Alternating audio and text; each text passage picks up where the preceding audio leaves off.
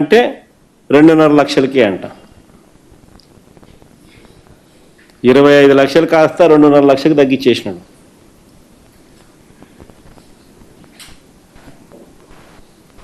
$3,257 ప్రొసీజర్లు 2,500కు తగ్గించేసినాడు. అంటే all the expensive procedures అన్ని cutting.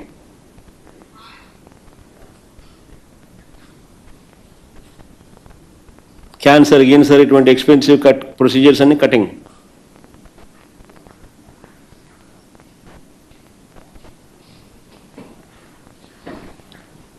నెలకు 300 కోట్లు అంటే సంవత్సరానికి 3,600 కోట్లు ఆరోగ్యశ్రీకి ఇవ్వడానికి మనసు రాని ఈ వ్యక్తి నిజంగానే 25 లక్షలు అని చెప్పి ఈయన డ్రామాలు ఆడుతూ మోసం చేస్తూ ఒక్కోసారి 2.5 లక్షలు అంటాడు, ఒక్కోసారి 25 లక్షలు అంటాడు. మళ్ళీ ఎక్కడ ప్రజలు తిడతారేమో అని మళ్ళీ ఒకసారి 25 అంటాడు, 2.5 అంటాడు, ఒకసారి 25 అంటాడు. నేను అడుగుతా ఉన్నా ఇదే చంద్రబాబు నాయుడు, నెలకు 300 కోట్ల రూపాయలు చెప్పిన సంవత్సరానికి 3,600 కోట్లు ఇవ్వడానికి మనసు రాని ఈ చంద్రబాబు నాయుడు నిజంగానే 25 లక్షల వరకు ఇన్సూరెన్స్ కానీ చేస్తే ఇన్సూరెన్స్ ప్రీమియం 6,000 కోట్లు అవుతుంది. 5-6 వేల కోట్లు అవుతుంది ఇన్సూరెన్స్ ప్రీమియం. ఇస్తాడా? మరి ఎవరికి మోసం ఇదంతా? అంటే మళ్ళీ మోసమే కదా దీని అర్థం.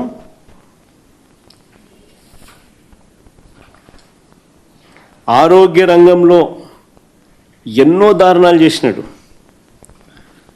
మేము తీసుకొచ్చిన విలేజ్ క్లినిక్స్ని నిర్వీర్యం చేసినాడు. ఫ్యామిలీ డాక్టర్ కాన్సెప్ట్ ప్రివెంటివ్ కేర్లో ఎప్పుడు చూడని ఘటం మా హయాంలో. ఫ్యామిలీ డాక్టర్ కాన్సెప్ట్, ప్రతి గ్రామంలోనూ విలేజ్ క్లినిక్ పూర్తిగా నిర్వీర్యం అయిపోయినాయి.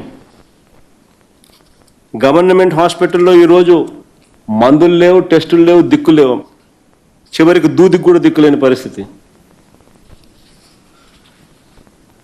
ఆరోగ్యశ్రీ లేదు, ఆరోగ్య ఆసరా లేదు. మిగిలిపోయిన నాడు నేడు పనులు పూర్తిగా ఆగిపోయాయి. మా హయాంలో నాడు నేడు కింద మోడర్నైజేషన్ ఆఫ్ హాస్పిటల్స్ ముమ్మరంగా జరుగుతున్నాయి.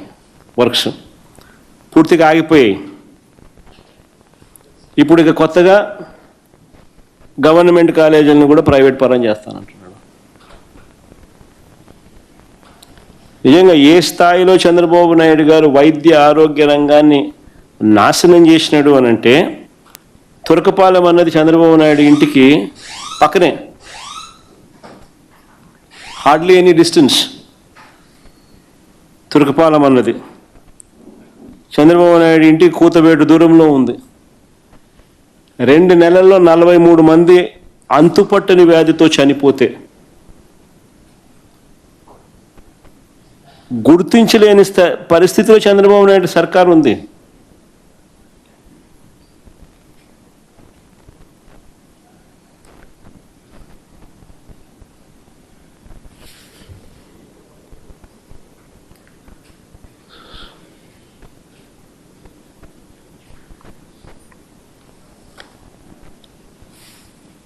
నిజంగా మా హయాంలో మేము చేసింది ఎక్కువ, చెప్పుకునేది తక్కువ.